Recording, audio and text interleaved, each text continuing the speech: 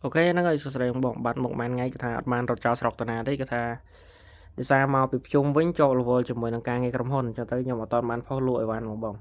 cái ván như miền không stock từng ngón nè thì ván miền tràn một phe đúng bỏng còn thà nhầm chọn level ở ván phao ở ván ấy chẳng này chẳng hay ván như cơn dương này là tranh rong ngày chẳng còn ở khơi miền này ván mấy để nhầm phao ở bóng bóng mờ cái năng cứ ban tận này mà mồm đây cái thà chập vào đám tranh mà phao thế đấy tranh mà lon từng cái đào dụng bỏng anh ấy cái chơi play po tầng mi không bỏng play đêm buồn rối xa đây cái po khmai 8 រៀលបង8រៀល S30 កម្លាំង120 វ៉ាត់អានេះ D 300 វ៉ាត់កម្លាំងវាមកល្បាក់150 វ៉ាត់ហ្នឹងអស់3ទឹកបាសវ៉ាលីបានមួយគ្រាប់មួយទឹកកន្លះ2គ្រាប់2ទឹកមួយគ្រាប់អញ្ចឹងណា2ទឹកមួយគូ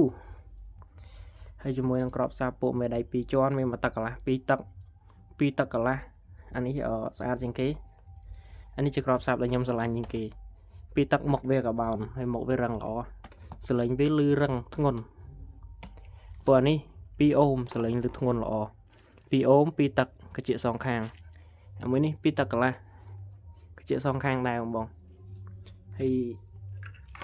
អានេះ LG 30 វ៉ាត់កជាមកជាហៀងឯនេះ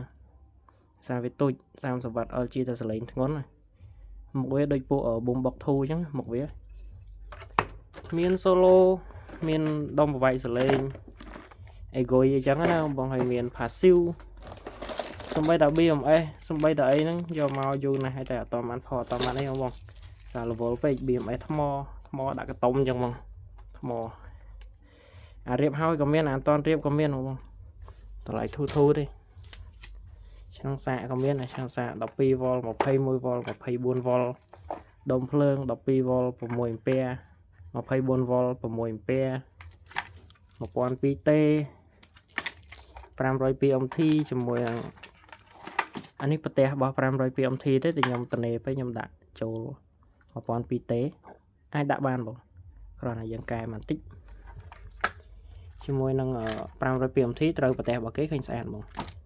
អានេះក៏ស្អាតនេះគ្រាន់វាខុសរៀងខាងនេះបន្តិចមានដូចវាយសលេងមានអីមានទាំងអស់បងចាំបានមួយណាតាក់ទងមកអរគុណ